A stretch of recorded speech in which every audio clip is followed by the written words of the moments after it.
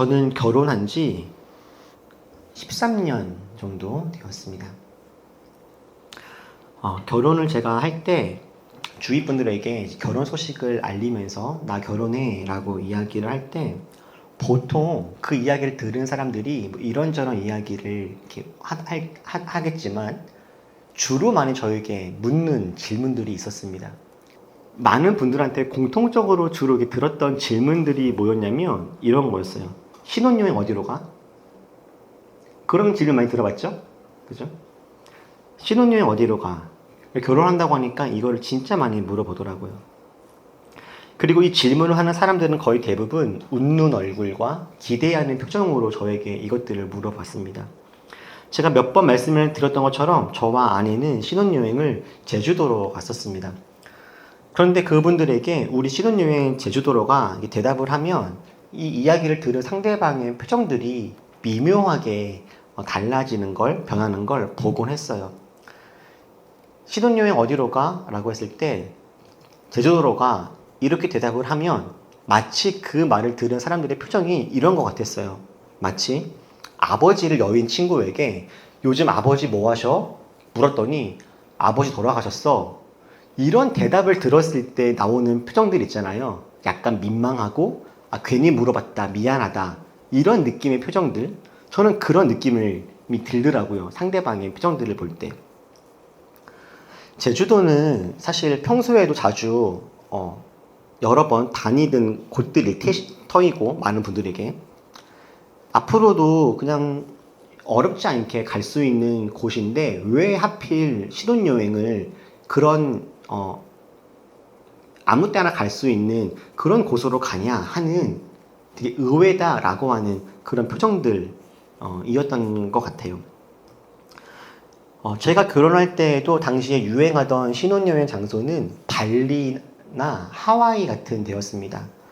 동남아나 이런 따뜻한 나라에 가서 이렇게 수상 레저 같은 것들을 많이 즐기고 돌아오는 것들이 저 결혼할 당시에 좀 유행 같은 거였는데 저희가 신혼여행을 그런 발리나 하와이가 아니라 제주도로 가기로 결정했던 몇 가지의 이유가 있었지만 그 중에서 사실 무시하지 못했던 아주 중요한 이유 중에 하나는 경제적인 상황 때문인 것이 틀린 것은 아니었습니다.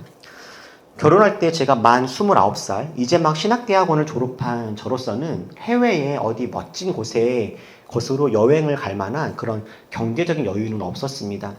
물론 저희가 물놀이를 좋아하지 않고 물속에서 하는 그런 여러 가지 것들을 그리 좋아하지 않아서 발리나 그런 곳으로 가지 않은 이유도 물론 있지만 가장 큰 이유는 돈이 넉넉하지 않아서 어디 멀리 유럽이나 그렇게 멀리 해외로는 가지 못하고 제주도를 결정한 것이었죠.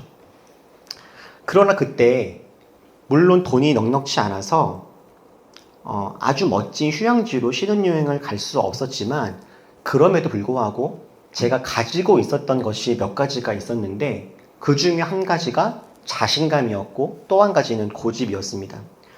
돈은 없어도 하나님 안에서 충분히 행복할 수 있다라고 하는 즐거울 수 있다라고 하는 그 자신감이 있었어요. 다른 사람들 눈에 신경 쓰거나 다른 사람들에게 주눅들지 말고 내가 살고 싶은 대로 살 거야. 이런 고집들도 있었습니다. 그래서 다른 사람들 시선을 신경 쓰다 보면은 조금 무리해서라도 그냥 동남아라도 갈까 싶었지만 아니야, 그럴 필요 없어. 우리 제주도로 가서 신혼여행 걸로 가도 우리는 충분히 재밌을 수 있고 즐거울 수 있어. 행복할 거야 라고 하는 자신감과 다른 사람들이 우리를 뭐라고 생각하든 그게 무슨 상관이야? 신경 쓸 거 없어 라고 하는 고집.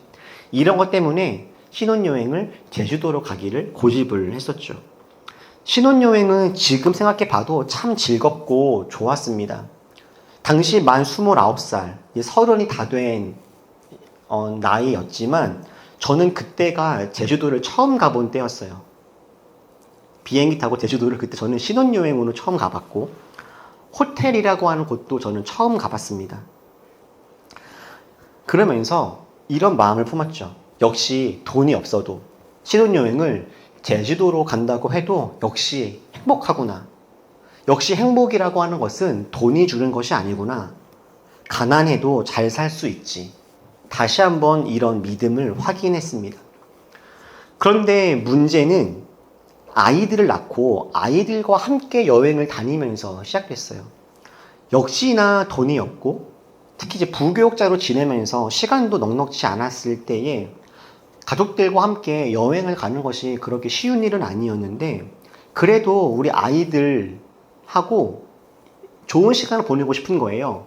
그래서 1년에 유일하게 한 번 주어지는 여름 휴가를 제주도로 가자라고 마음을 먹고 없는 돈, 있는 돈 모으고 빚도 조금 내서 아이들 데리고 다시 한번 제주도에 갔습니다.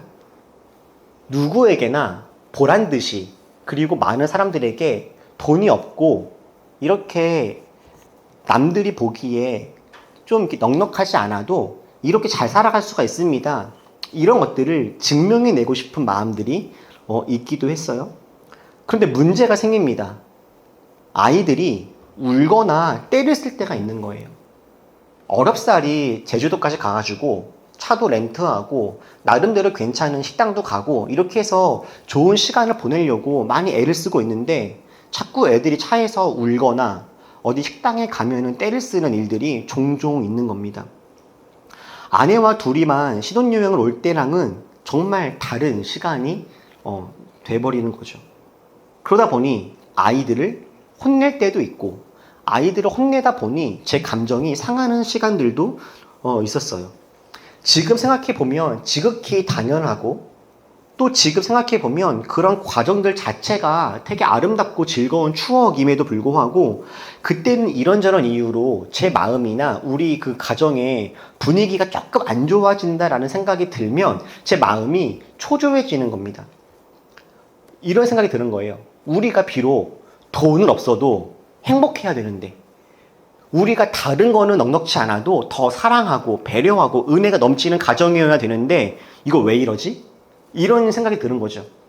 그러면서 아이들한테도 이거 지금 아빠랑 엄마가 아주 힘이 들고 애를 써가지고 좋은 시간을 만들려고 이렇게 온 건데 너네들은 왜 이렇게 우니?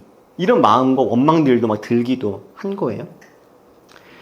지금 돌아보면 가난에 대한 제 안에 있는 열등감과 하나님 나라에 대한 오해 그리고 좋은 가정이 어떤 것이다라고 하는 잘못된 저의 이해가 어떤 행복에 대한 강박을 준 것이 아닌가 싶어요. 행복해야 돼. 돈이 없어도 유명하지 않아도 권력이 없어도 우리는 하나님 안에서 더 풍성한 삶을 살아야 돼. 우리는 돈은 없을지라도 시기, 질투, 짜증, 원망, 우울 이런 건 없어야 돼. 돈도 없는데 마음마저 가난하면 이건 진짜 안 된다. 이런 어떤 생각과 마음들이 조급함들이 제 안에 있었던 거죠. 근데 이런 마음이요. 교회를 개척한 다음에도 여전히 비슷한 마음들이 있었습니다. 우리가 돈이 없지 은혜가 없냐? 우리가 사람이 적지 은혜가 없냐? 이런 마음이 드는 거예요.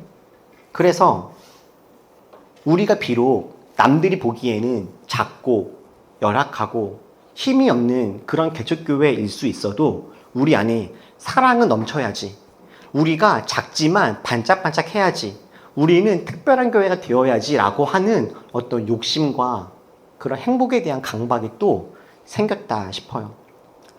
교회를 개척한 다음에 정말로 감사하고 은혜가 있고 즐겁습니다. 특히 제가 지난 주일날에도 제 개인 SNS에다가 이렇게 써서 올렸던 것처럼 지난 주일날 모든 모임을 다 마치고 집에 돌아가서 책상에 앉으니까 12시였는데 그때 하루를 가만히 돌아보니까요. 정말 감사하고 좋은 거예요. 아, 오늘 참 좋았다. 1부 예배, 2부 예배, 점심 먹고 함께 예배 드리고 교제하고 책을 나누고 그 이후에 또 자유롭게 크고 작은 고민들을 나누고 이런 시간들을 보냈던 지난 주일이 저에게는 진짜 안식일이다라는 생각이 들었었어요. 그러면서도 한편으로는 부담도 역시 있긴 합니다. 더 건강한 공동체를 만들고 싶은 욕심, 우리 안에 부족한 것들이 보일 때마다 생겨나는 조바심들이 있습니다. 누군가가 지금 어렵고 힘이 든다라고 하면 막 도와주고 싶고 힘을 내주고 싶은데 어떤 것도 잘 해주지 못하는 제 안에 무기력함을 발견하는 순간들도 있고 그때에 다른 교회였다면 다른 목사님이었다면, 다른 공동체였다면 더 좋은 도움을 주지 않았을까? 이런 생각들이 들 때도 있었어요. 그런데 저는 이상하게도 오늘 본문을 보면서 이상한 위로를 받았습니다. 좋은 위로, 건강한 위로가 아니라 정말 이상한 위로 같은 거였어요.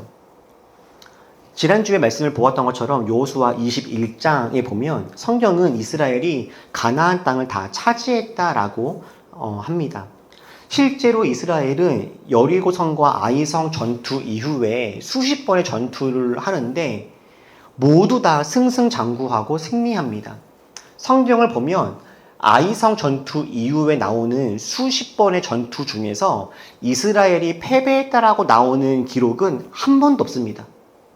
이스라엘은 아이성 이후에 우리에게 공식적으로 이야기해주는 패배는 단 한 번도 하지 않습니다. 그리고 그렇게 차지한 땅들을 12지파에게 나눠줍니다. 이제는 단지파는 여기서 일로 가세요. 에브라임 지파는 이쪽으로 가세요. 베냐민 지파는 절로 가세요라고 땅들을 나누어 주어요. 그리고 이제 각 지파, 이스라엘의 각 사람들은 자기들만의 땅이 생겼고 자기들만의 집이, 자기들만의 농사할 수 있을 만한 공간들이 생기게 되어서 거기에서 뿌리를 내리면서 살아갈 수 있게 되었죠. 그런데 여러분, 우리가 오늘 함께 읽었던 23장의 말씀을 보면 조금 다른 이야기를 들려주기도 합니다. 21장이 이스라엘이 가나안 땅을 정복했다라고 하는 큰 그림을 보여준다라고 한다면 오늘 우리가 읽었던 23장은 다 정복했는데 사실 그 안에 잘 들여다보면 이런 일도 있어라고 그 다 정복한 상황, 그 속이야기, 약간의 TMI를 해주는 느낌이 있는 것이 23장에서의 이야기예요. 그런데 그 중에서도 23장 4절을 보면 이런 말씀이 나옵니다. 아직 남아있는 모든 나라가 있다라고요. 분명히 여호수아서 21장에서는 이스라엘이 가나안의 모든 땅을 다 정복했다. 하나님이 이스라엘에게 모든 땅을 다 주었다라고 분명히 이야기했는데 오늘 4절에 보니까 아직 남아있는 나라가 있대요. 가나안 땅 안에 정복하지 못한 땅이 있다라고 하는 것이죠. 5절 말씀 보니까 쫓아내실 겁니다. 하나님께서. 그리고 하나님이 그들을 몰아내실 겁니다. 당신들은 앞으로 그 땅을 소유하게 될 것입니다. 라고 이야기해요. 여러분, 이런 단어들이 의미하는 게 무엇입니까? 쫓아내실 것입니다. 몰아내실 겁니다. 앞으로 그 땅을 차지하게 될 것입니다. 다시 말하면 지금은 쫓아내지 못했고 모두 다 몰아낸 것은 아니고 그 땅을 모두 다 소유하게 된 것은 아니다라고 하는 의미이기도 하죠. 지금 이스라엘은요, 가나안 땅을 완벽하게 다 차지하지 못하는 상황이었다라는 거예요. 사실 당시 이스라엘은 가나안에 정복한 땅이 아주 많습니다. 그래서 대부분의 땅을 다 정복을 한 것이 맞아요. 그러나 정복하지 못한 땅도 분명히 많은 부분이 있었습니다. 그런데 이스라엘은 정복한 땅과 정복하지 못한 땅까지 다 합해서 그 다음에 12지파들한테 나눠줘요. 그러니까 저는 정복한 땅 이만큼과 아직 정복하지 못한 땅 이만큼까지 합해서 행정적으로는 이만큼이 내 땅이 된 거예요. 행정적으로.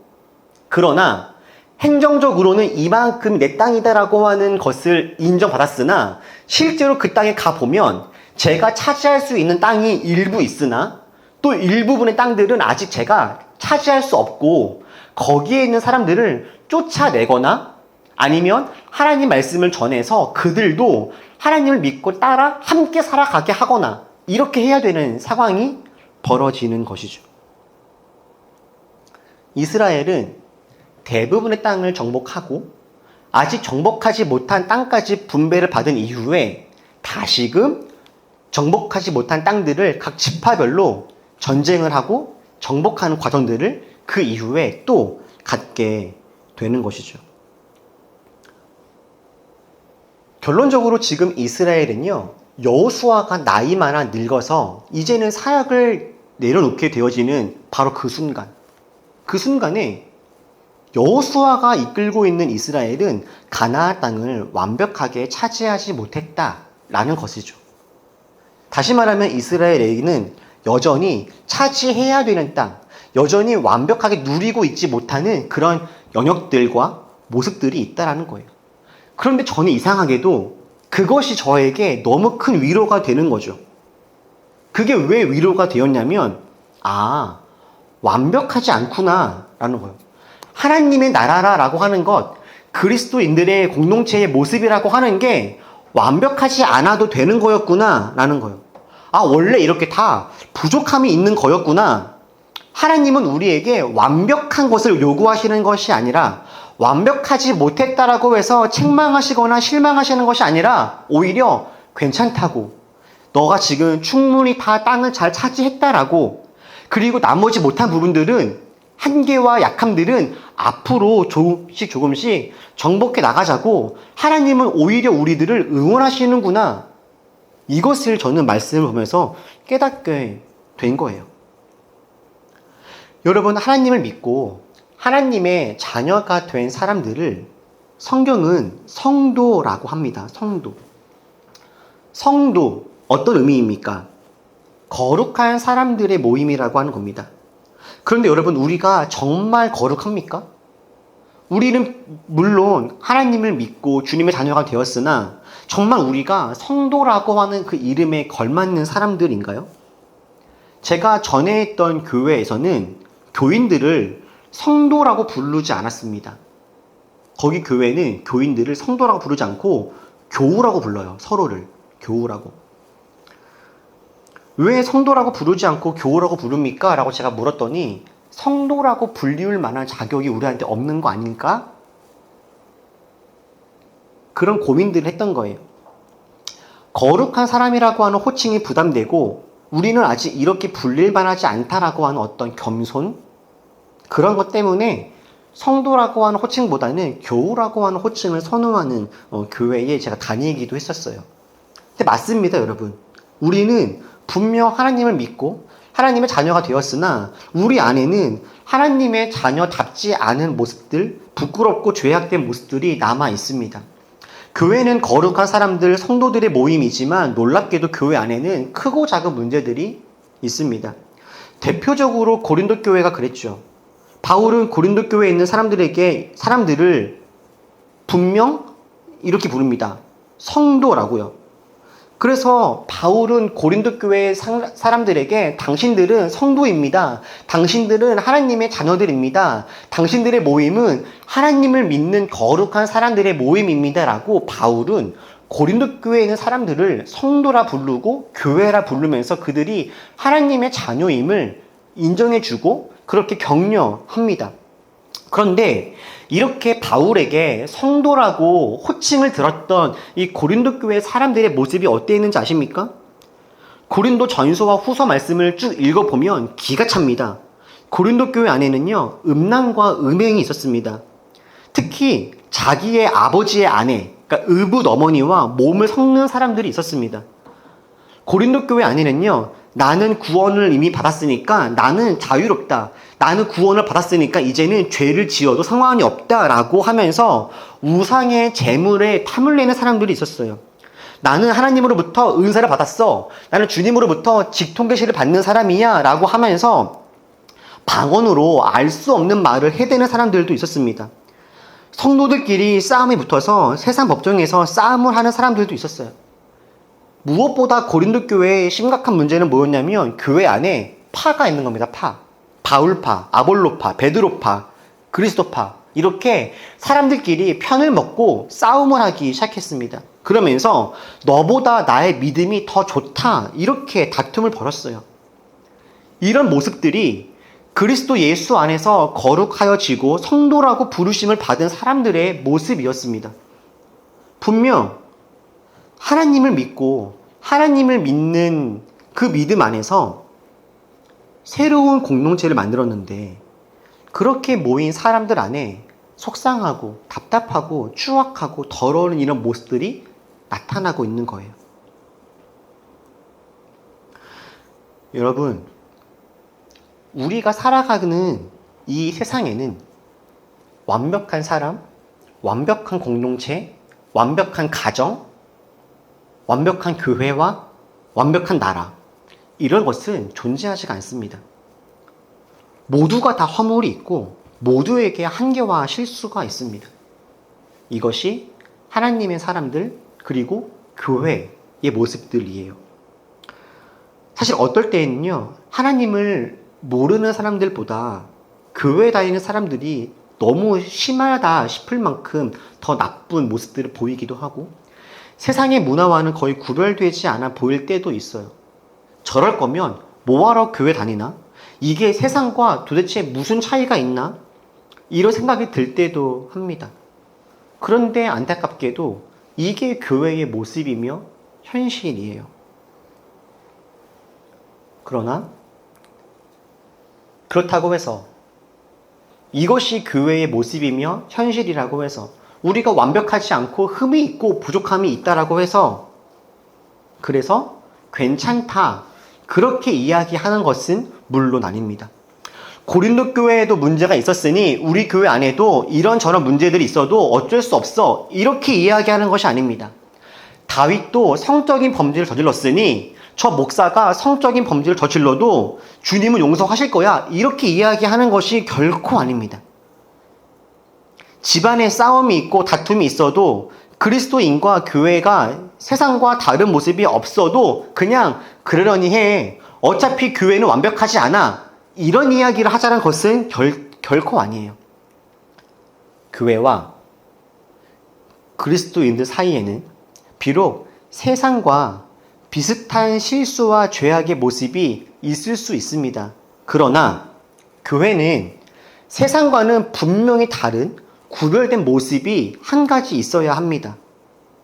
그리고 그것이 바울이 고린도 교회 사람에게 그리고 여호수아가 이스라엘 사람들에게 마지막으로 권면하면서 강하게 책망하고 부탁하는 이야기이기도 합니다. 대표적으로 바울의 이야기를 한번 들어보시죠.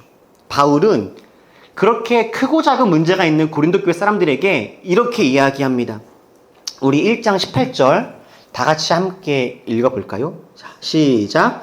십자가의 말씀이 멸망할 자들에게는 어리석은 것이지만 구원을 받는 사람인 우리에게는 하나님의 능력입니다. 바울은 18절에서 하나님을 믿고 따르지 않아서 결국 멸망당할 사람들도 있다라고 합니다. 그런데 구원받을 사람들도 있대요. 그리고 그 둘에는 분명한 차이가 있다라고 말해줍니다. 교회 안에 있다 할지라도, 복음을 들었다 할지라도, 그래서 한계와 실수가 있다 할지라도 그들 안에 분명히 멸망당할 사람들이 있고 구원받을 사람들도 있는데 이 둘 사이에는 차이가 있다라고 하는 거죠. 우선 멸망당할 사람들에게 복음은 어리석은 것이라고 합니다. 어리석은 것.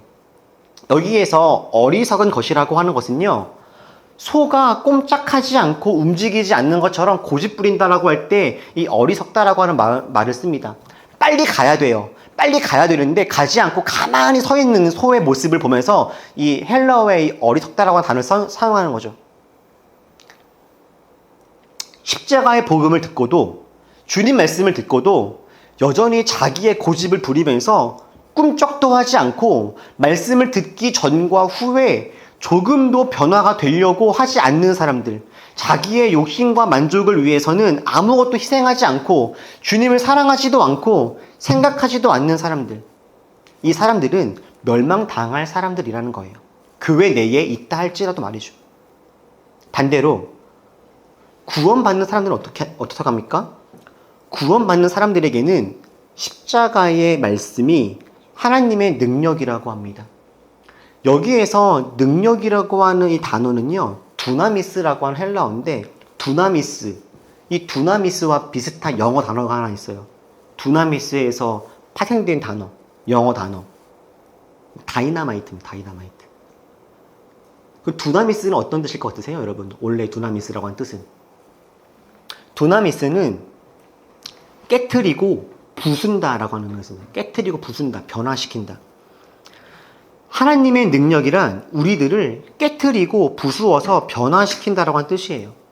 하나님의 말씀은 십자가의 복음은 우리에게 들어와서 비록 우리 안에 한계가 있고 죄가 있고 부족함이 있지만 그것을 발견하게 하고 그것이 발견되었을 때 깨트리고 부수어서 변화시킨다라고 하는 겁니다. 원래는 아무렇지도 않았던 죄가 주님의 말씀을 듣고 보니 이제는 불편해지는 겁니다. 나밖에 모르던 사람이었는데 복음을 듣고 보니까 이제는 다른 사람 때문에 가슴을 치면서 기도하는 사람이 되는 겁니다. 죄를 짓습니다. 안 질 수가 없어요. 죄를 안 지려고 애를 썼지만 그럼에도 불구하고 죄를 짓게 되었습니다. 그러나 주님 말씀을 들은 사람들은 그때부터 마음이 아프고 불편해지기 시작합니다. 죄를 안 지을 수 없어서 짓기는 지었으나 죄를 지은 자기 모습을 돌아보면서 하나님 안에서 애를 쓰면서 발버둥 치면서 이 모습을 벗어나기 위해서 부단하게 힘을 쓰는 사람들이 십자가의 말씀을 듣고 하나님의 능력으로 살아가는 사람들의 모습이라는 거예요. 비록 우리들이 한계가 있고 완벽하지는 않을지라도 부끄러움을 알고 염치를 알고 감사를 회복합니다. 내 한계를 인정하고 하나님의 도우심을 간절히 구하면서 그렇게 주님 앞에 나아가는 사람들이 비록 완벽하지는 않지만 주님을 따라 살아가는 사람들의 모습이라고 하는 거예요. 그래서 그리스도인들에게는 사랑하지 못하는 순간들은 있으나 사랑하지 않으려고 하는 사람들이 아닌 거예요. 하나님께 순종하지 못할 때는 있지만 순종하지 말아야지 라고 결심할 수는 없는 사람들인 겁니다. 헌신을 해야 함에도 불구하고 못할 때는 있지만 헌신 안 할 거야 라고 결단할 수는 없다라는 거죠. 여러분, 못하는 것과 안 하는 것은요, 결과적으로의 모습은 같을지 몰라도 하나님 앞에서는 정말 큰 차이입니다. 내가 말씀을 매일매일 묵상해야지 라고 결심하고 하고 싶으나 못하는 것과 나 말씀은 보고 싶지 않아 라고 하는 것은 정말 다른 건 거죠. 인간이 생각할 수 있는 최선의 상태를 갖춘 완벽한 사회, 인간이 생각할 수 있는 최선의 상태를 갖춘 완벽한 사회, 이런 사회를 전문용어로 뭐라고 합니까, 여러분? 우리가 상상할 수 있는 완벽한 사회를 보통 우리는 유토피아라고 하죠. 그런데 아이러니하게도 이 유토피아라고 하는 단어는 그리스어에 없다를 의미하는 오와 장소를 의미하는 토포스, 이 두 개를 단어를 합해서 만든 단어라고 하더라고요. 인간이 상상할 수 있는 최고의 완벽한 사회, 이걸 유토피아라고 하는데 결국 이 유토피아라고 한 단어의 원래 의미는 이런 장소는 없다라고 하는 거래요. 참 재밌지 않습니까? 여러분, 완벽한 사람, 완벽한 교회, 완벽한 가정, 완벽한 세상은 없습니다. 호기롭게 교회를 시작하고 상식이 통하고 하나님을 기쁘시게 하는 교회가 되기 위해서 저희도 여기까지 왔습니다. 사람이 없다 보니까 오히려 더 하나님의 임재와 은혜를 강조하게 되고 돈이 없다 보니까 사랑과 헌신과 희생을 기대하게 되기도 합니다. 그런데 여러분, 우리 완전해지고 완벽해지려고 하는 부담을 내려놓고 오늘부터는 조금 더 편안하게 우리 안에 있는 한계와 연약함들을 인정하면서 그렇게 한 발 한 발 살아가도 괜찮지 않을까 싶어요. 비록 저 가나안 땅, 내가 주님 뜻 따라서 정복하고 주님 뜻이 이루어지는 곳이 되게 할 거야 라고 하는 꿈을 갖고 왔지만 우리도 여전히 다 정복하지 못하는 땅들이 한계가 있을 수 있습니다. 그렇다면 그래, 우리가 정복한 것은 여기까지고 우리가 아직 정복하지 못한 것은 또 이만큼이야 라는 것을 인정하는 거죠. 다만 그 이후에 어떻게 하겠습니까? 어차피 인간은 교회는 한계가 많아, 별 수 없어 라고 주저앉아 있는 것이 아니라 한계와 연약함을 인정하되 그래서 주님의 도우심을 구하면서 하나님, 아직 우리가 다 정복하지 못한 이 부분, 우리가 아직 다 완벽하게 차지하지 못한 저 영역들은 지금부터 주님과 함께 끝까지 싸워서 이루어내겠습니다. 그렇게 한 발 한 발 걸어가면 되는 거죠. 사실 저도 교회를 함께 이끌어가고 여러분들과 함께 이렇게 신앙생활 해나가면서 저와 우리 안에 있는 여러 가지 한계들을 볼 때마다 무섭고 두려워요. 그러나 오늘 말씀을 붙잡으면서 인정하고 주님의 도우심을 구하면서 그렇게 가려고 합니다. 가정 안에 다툼이 있을 수 있을까요? 하나님을 믿는 가정들이요. 다툼이 있을 수 있습니다. 그게 이상한 게 아니에요. 교회 안에 서로 안에 갈등이 있을 수 있을까요? 당연히 있을 수 있습니다. 그것은 이상한 것이 아닙니다. 다만 그것들을 발견했을 때 주님의 도우심을 구하고 그렇게 회복과 주님께서 원하시는 모습을 향해서 나아가는 그 열심이 우리 가운데 있으면 되겠죠. 여러분, 우리 서로를 통해서 우리 안에 정복하지 못한 땅들을 발견해 나갈 때마다 서로 응원해주고 도와주면서 아직 다 정복하지 못한 땅들을 정복해 나갈 수 있도록 우리 함께 이 길을 걸어갔으면 좋겠습니다. 완벽하지 못함에 절망하거나 부끄러워하는 것이 아니라 하나님 앞에서는 부끄러워하되 더 용기를 가지고 그 길을 잘 걸어가는 우리가 됩시다. 인간은 다 이래 어쩔 수 없어 자포자기하거나 죄 앞에서 뻔뻔하게 있는 것이 아니라 실수하고 넘어져 있을 때 실수를 인정할 줄 알고 돌이키고 일어서려고 애쓰는 사람들, 하나님의 도우심을 구하며 싸우고 몸부림치는 사람들, 우리 그런 사람들, 그런 공동체, 그런 교회 되었으면 좋겠습니다. 기도하겠습니다.